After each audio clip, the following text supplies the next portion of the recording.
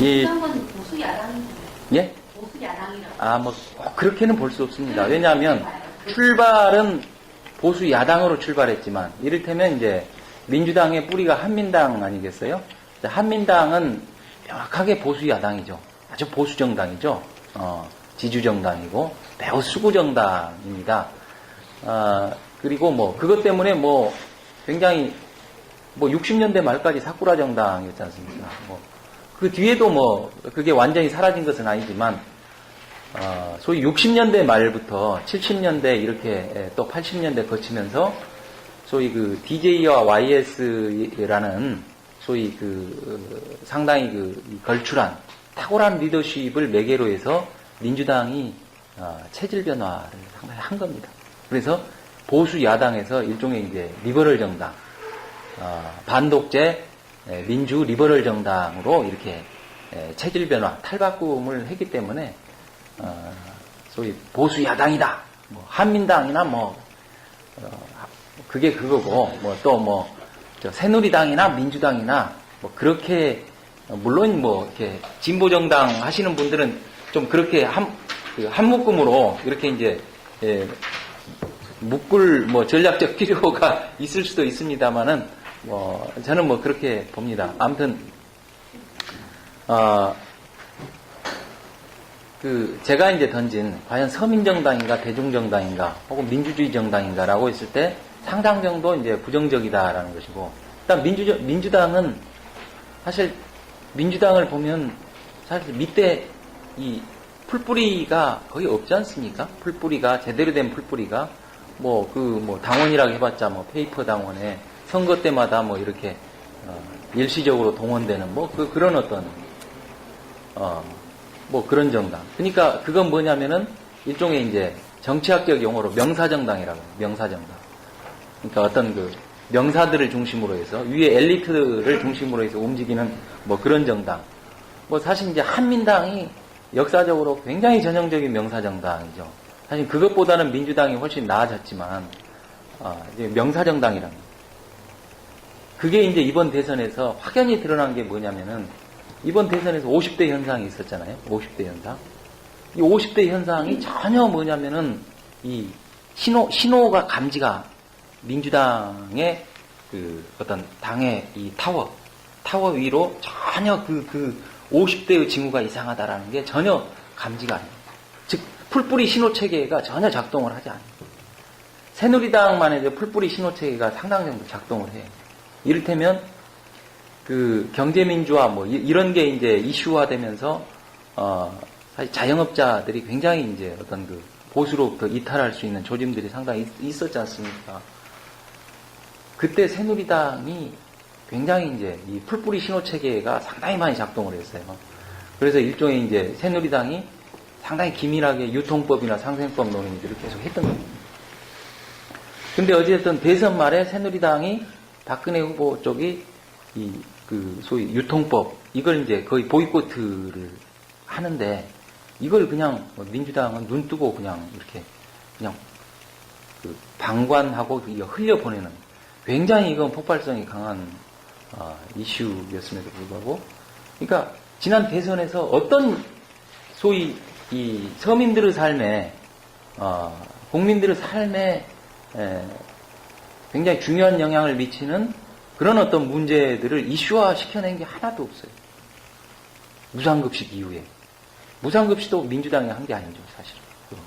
우연히 그냥 뭐, 김상곤 교육감이 그냥, 저쪽하고 혈혈 단기로 싸우다가 우발적으로 이제 무상급식 이슈가 이제 터지면서 민주당이 이제 거기 올라타서 계속 진보 클릭을 한 것입니다.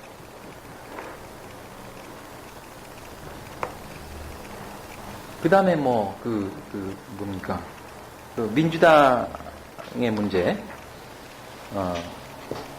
그러니까, 이제 이렇게 뿌리가 없다 보니까, 뿌리가 없고 대신에 이제 뭐가 있냐면은 굉장히 이제 과두라고 해서 몇몇 유력자들, 계보를 기반으로 하는 몇몇 유력자들이 이제 지배하는 정당.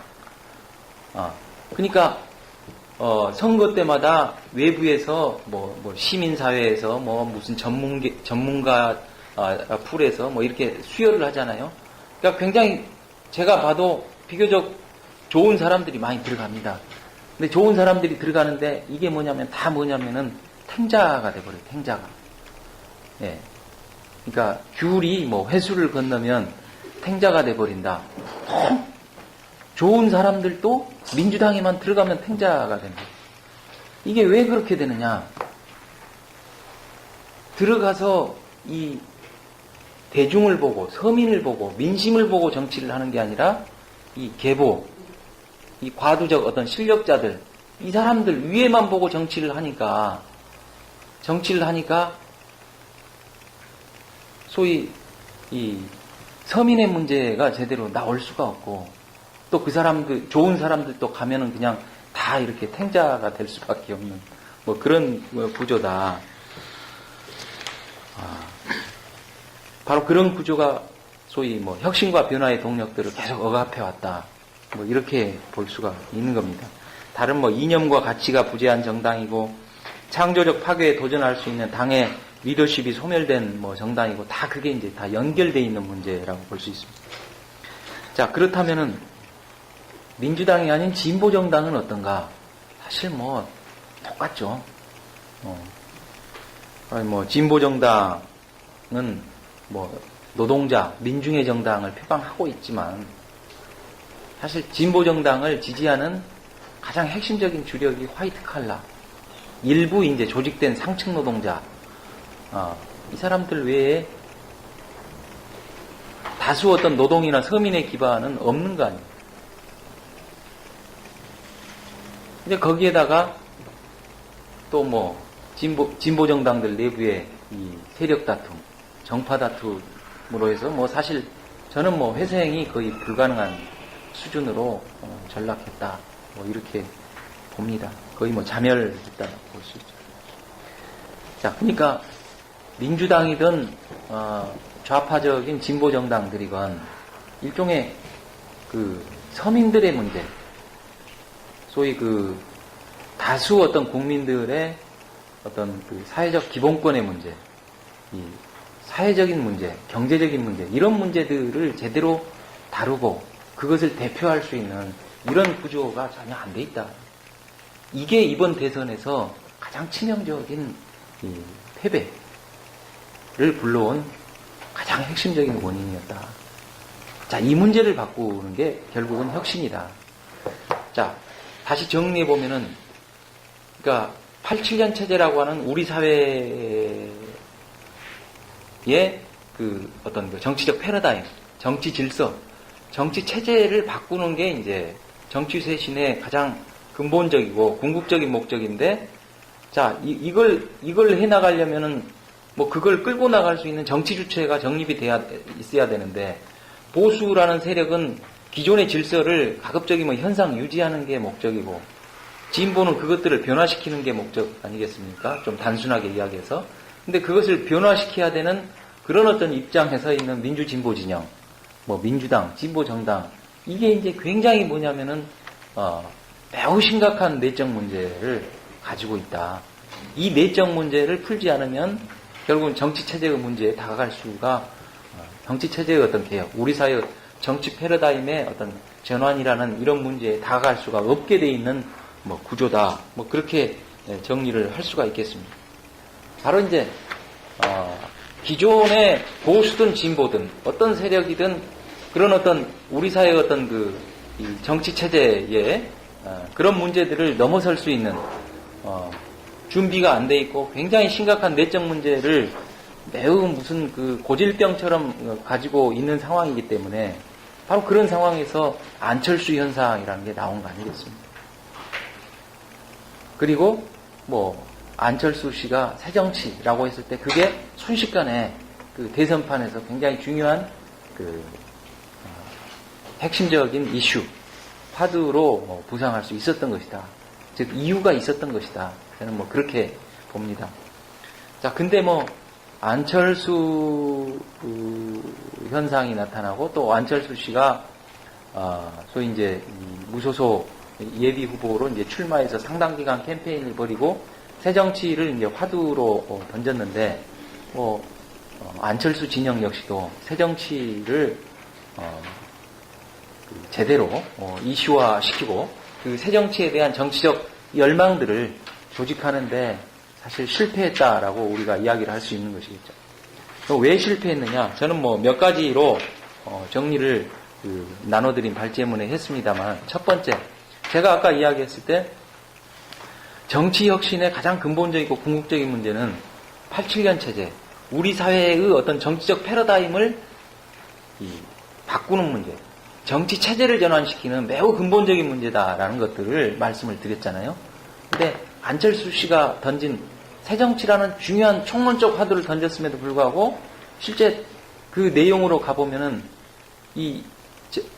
어떤 정치적 패러다임의 근본적 전환의 문제가 아니라 매우 지역적인 문제. 가령 뭐 이를테면은 다 아시고 계시겠지만은 의원 정수 축소, 또 뭡니까? 또 뭐죠? 반값 선거 비용, 이런 그야말로 이제 이 비용을 축소하는 문제. 매우 그 지역적일 뿐만 아니라 비용을 축소하는. 그러니까 이 정치 혁신의 근본적 의미가 뭔지를 전혀 이해를 못했다라는 것이죠. 그걸 제대로 제기를 못한 겁니다. 그게 첫 번째고요. 두 번째, 이 정치 체제 전반의 혁신으로 나가기 위해서는 일단 이 민주진보 진영의 어떤 자기 혁신이라는 이 과정을 통과하지 않고서는 이 정치 혁신 문제로 나갈 수가 없는 구조인 것이죠. 그런 점에서 다른 진보 정당들의 문제도 있습니다만은 민주진보 진영의 가장 이제 이 큰 포션을 가지고 있는 민주당의 문제를 제대로 제기를 해서 민주당을 소위 혁신으로 이제 압박해 들어가는, 이게 이제 안철수 진영의 하나의 중요한 과제였다라고 봤을 때, 사실 안철수 진영은, 안철수 세력은 민주당을 사실 압박하기는커녕 오히려 민주당한테 거꾸로 압박을 당했고, 결국 후보 단일화 게임에서 결국 계속 밀리다가 결국은 후보 사퇴를 하지 않을 수 없는 그런 지경으로까지 몰렸죠. 사실 안철수 세력 내부에 민주당에 대해서 제대로 이해하는 사람들이 없습니다. 민주당의 문제가 뭐다라고 하는 것들을 제대로 이해하고 짚어내는 그걸 이슈화시킬 수 있는 사람이나 그런 준비가 전혀 안 돼 있었다. 그 다음에 이제 첫 번째하고 비슷한 문제지만 총론은 있었을 때 그걸 소위 강론으로 구체화가 실현할 수 있는 그 강론적 지식이나 수단에 대한 이해가 심각하게 결여되어 있었다. 바로 그런 문제들 때문에 결국은 뭐냐면 새정치의 가치 구조가 완전히 이제 혼란스럽게 됐었고, 또 정치적 지지 기반이 그야말로 이제 아주 엉켰잖아요. 이를테면 새정치를 이야기하면서 어땠습니까? 안철수 세력이 의원 정수 축소 문제를 놓고 진보적 지식인들하고 대립을 했죠. 진보 정당하고 대립을 했죠. 또 정치학자들하고 대립을 했죠. 지금 엉뚱하게 그냥 자기 어떤 지지 기반으로 혹은 우호적 관계로 삼아야 될 그런 대상들이 뭐냐면 다 이렇게 갈등적이고 불필요한 아주 소모적 대립 관계로 이렇게 엉켜버리는, 사실 이제 이런 문제들을 풀지 못하고 안철수 진영 역시 새정치에 대한 이슈를 제기했으나 실패하고 말았다, 이렇게 볼 수가 있겠습니다. 자, 그래서 이제 앞으로 도대체 이제 끝난 문제가 아니죠. 대선이 끝났다고 해서 끝난 문제가 아니고 앞으로 이제 도대체 이 정치 혁신을 어떻게 해 나가야 될 거냐. 일단 저는 정치 체제의 전환이라고 이야기했지만 그것으로 가기 위해서 필요한 어떤 자기 혁신의 문제, 특히 이제 정당 혁신의 문제가 굉장히 중요하다라고 보고요. 저는 크게 이제 두 가지라고 생각을 합니다. 핵심은 두 가지라고 생각하는데, 이제 하나는 뭐냐면은 제가 이제 처음에 비슷한 말씀을 드렸습니다만은 이 정당 체제라는 게 이 보수의 영역에도 일종의 카르텔 구조, 독과점 구조지만 민주 진보 영역에도 일종의 카르텔 구조, 지역을 기반으로 한 민주통합당의 그 압도적인 패권 우위, 이게 이제 굉장히 독과점 구조죠. 독과점 구조. 자, 이런 독과점 구조에서는 혁신과 변화, 소위 어떤 새로운 어떤 정치적, 경제적 의제를 그 발전시켜 나가는 게 진보가 굉장히 쉽지 않겠다. 두 번째는 뭐냐? 이게 이제 정당 간의 관계, 즉 정당 시스템의 문제라, 정당 간 시스템의 문제라고 한다면은 이제 또 하나 중요한 축은 정당 내부의 구조. 이 구조가 어떻게 돼 있냐면은 뭐 비슷비슷한데 가령 민주당 같은 경우 이게 이제 뭐냐면은 굉장히 과두적 구조, 소위 중앙 집중적 구조, 하향식의 구조, 그 다음에 이 뿌리가 없는 구조, 그 속에서 나타나는 여러 가지 패권주의의 문화, 또 계보정치의 그 폐해들, 그 다음에 이 어떤 고만고만한 어떤 계보들이 존재하고 어떤 한 계보가 압도적인 영향력을 행사하지 못할 때는 그냥 적당히 이렇게 담합해서 나눠 먹고 현상 유지해 나가는 뭐 이런 어떤 구조, 이런 어떤 그 정당 내부의 구조를 바꾸는 문제, 크게 이제 정당 간 시스템을 바꾸는 문제, 정당 내부의 구조를 바꾸는 문제, 이게 크게 이제 두 가지로 정리를 할 수 있겠다. 자, 정당 간의 시스템을 바꾸는 문제는 뭐냐? 어쨌든 독과점 체제를 일종의 타파를 해야 되겠다. 뭔가 소위 민주 진보 진영 안에서 어떤 소위 독과점 구조, 어떤 그 압도적인 패권 우위를 통해서 뭐 한 정파, 한 정당이 계속 그 속에 이제 안주하는 뭐 그런 구조가 아니라 정확하게 어떤 그 혁신과 소위 어떤 그 서민적 삶을 정확하게 반영할 수 있는 정책의 문제를 가지고 그 소위 서로 경쟁할 수 있는, 그 속에서 어떤 혁신 경쟁이 일어날 수 있는 이런 어떤 그 경쟁 체제가 만들어져야 되겠다라고 하는 게 이제 하나의 어떤 솔루션일 것 같고요. 그 다음에 두 번째, 정당 구조와 관련해서는 일단 이런 어떤 지나치게 중앙 집중식 구조, 하향식 구조, 이 패권적 구조, 이 계보 정치 어떤 그 계보주의 구조, 뭐 계보 자체가 나쁜 것은 아니겠습니다만은 뭐 그런 어떤 계보 간의 담합이나 소위 어떤 그 패권을 둘러싼 어떤 쟁탈의 모습들, 그런 어떤 구조를 좀 바꿔서 뭔가 좀 분권형 정당 구조, 또 이렇게 뿌리가 튼튼한 그런 어떤 정당 구조. 그래서 진정한 제가 뭐 처음에 말씀을 드렸습니다마는 정말 진정한 대중정당이 돼야 되겠다. 뿌리가 있는 정당, 대중정당이 돼야 되겠다. 그 다음에 뭐냐면은 서민정당이 돼야 되겠다. 자꾸 뭐 계보의 실력자나 이 계보 활동을 잘 관리해서 공천 받는 뭐 이런 구조가 아니라 정말 민심을 보고 정치를 할 수 있는 그런 구조. 진정한 서민정당을 만들어야 되겠다.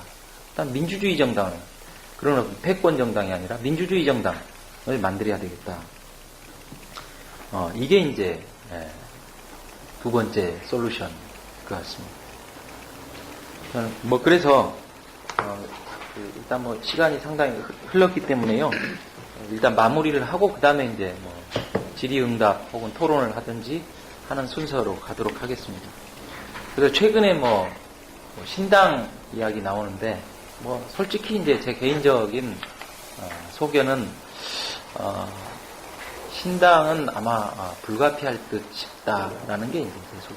왜냐하면은 사실 민주당의 그 민주진보 진영의 영역 안에서의 그 압도적인 패권 우위, 그 패권 우위로 인해서 혁신과 변화의 동력들이 지속적으로 억압되고 그 왜곡되는 이런 현상을 극복하기 위해서는, 그러니까 뭐 두 가지 방식인데, 하나는 이제 외부에서 어떤 충격이 가해지는 방식이 있고, 하나는 내부에서 소위 충분한 어떤 분권화가 이루어져서 충분한 서로의 어떤 그 소위 내부에서의 어떤 혁신 경쟁 체제라는 게 만들어져야 되는데 그게 사실 쉽지 않은 어떤 구조라는 게 경험적으로 좀 밝혀진 상황이라고 봐야 되지 않느냐라는 게 뭐 그런 점에서 신당은 상당 정도 불가피할 것 같다. 근데 이 신당의 목적이 그렇다고 해서 민주당을 아예 뭐 소멸시키자 뭐 이런 것인지는 모르겠습니다. 그러니까 이 소위 그런 어떤 혁신 경쟁 체제를 통해서 민주당 역시도 이제 혁신을 해나갈 수 있는 강력한 어떤 압박력이 작동을 해야 되겠죠.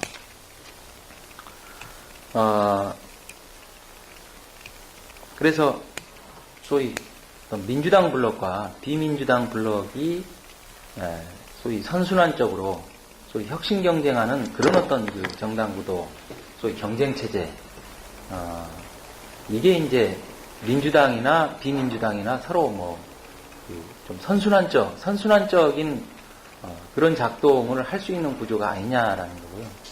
사실 이게 그다지 새로운 것이라고 저는 보지 않습니다. 왜냐하면은 통진당 사태 이전에 그 아주 더디지만 그래도 뭐냐면은 이 민주진보 진영이 민주당이라는 그 큰 블록과 소위 그 사태 이전의 그 통진당이라고 하는 그래도 나름대로 어느 정도 이렇게 자리를 잡아 나가는 이 두 개의 어떤 그 경쟁하면서도 협력하는 구도가 만들어져 나가고 있었던 거거든요. 그게 이제 통진당 사태로 그야말로 이제 이렇게 와해가 돼서 그 부분이 지금 이제 블랙홀이 돼 있는 상태죠. 사실 이제 그 블랙홀을 그대로 재건하는 것은 저는 뭐 거의 불가능해 보입니다. 그걸 복원하는 의미도 있는 겁니다. 신당이라는 의미가. 복원하되 좀 더 발전적인 모습, 발전적인 구도로 복원을 하는 그런 차원의 문제로 우리가 이해할 수 있다라는 거예요. 저는 이제 그 신당이 불가피하다라고 이야기를 했지만 신당이 무조건 선이라는 생각도 우리가 경계를 해야 된다고 봅니다. 만약에 저는 두 가지인데요. 그 새롭게 출현하는 신당이 일종의 이제 그 중도주의 정당이 되면 굉장히 그 민주진보 진영이 지리멸렬해질 거라고 봅니다.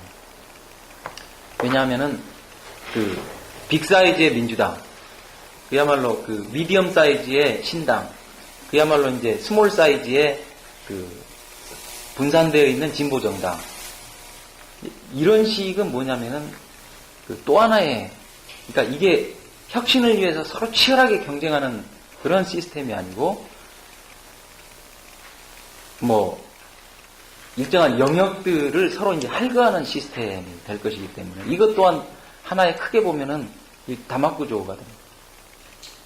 신당이 나타난다면 정확하게 뭐냐면은 그 진보 개혁의 그런 어떤 가치를 가지고 민주당과 신당이 진검승부를 벌이는 그런 신당이 돼야지 적당히 민주당의 영역을 피해서 민주당이 이제 커버하지 못하는 뭐 중도의 영역을 기반으로 삼는 정당, 뭐 그렇게 해서 뭐 미디엄 사이즈의 정당 되겠다. 뭐 이렇게 되면 이 신당은 뭐냐면은 그 통진당 사태 이전에 통진당의 자리를 그냥 이렇게 그 대체하는 뭐 그런 정도에 지나지 않을 것이다 보는 거예요. 그 다음에 이제 두 번째는 뭐냐면은 누구 개인의 사당이 돼서는 안 돼요. 신당이 만들어진다. 사당. 자, 제가 혁신경쟁체제라고 했는데 민주당은 굉장히 강한 정당이에요. 선거에 계속 잇따라 패배했지만 굉장히 거대 정당이고 강한 정당이고 패권 정당이에요. 그 민주진보 영역 안에서 패권 정당이에요.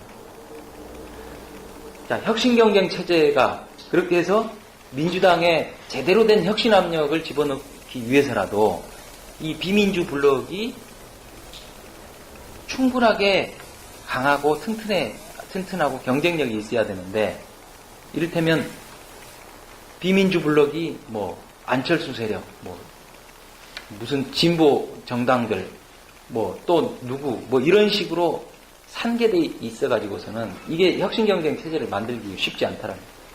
특히 가령 뭐 어떤 정당을 만드는데 개인의 어떤 특정 개인의 정당, 사당, 뭐 이런 형식이 됩니다. 안 될 거라고요. 비민주 여러 블록들이 뭐냐면 자기가 갖고 있는 장점들을 서로 잘 결합시켜서 소위 그 민주당과 충분히 혁신 경쟁을 벌일 수 있는 그런 정도의 세력을 만들었을 때 제대로 된 신당이 만들어질 수 있지 않겠느냐. 그게 아니라고 한다면 뭐 어쨌든 신당은 무조건 필요하다. 신당은 뭐 만들어지면 좋은 거 아니냐. 뭐 이런 생각도 상당 정도는 경계를 할 필요가 있다라는 것이 제 생각입니다. 뭐 여기까지 이제 일단 제 말씀을 마치고요. 뭐 정확히 뭐 여러분들이 듣고 싶어하는 내용인지는 저도 잘 모르겠습니다. 좀 질의응답이나 토론을 통해서 뭐 좀 부족한 부분이 있으면 보완하도록 하겠습니다. 고맙습니다.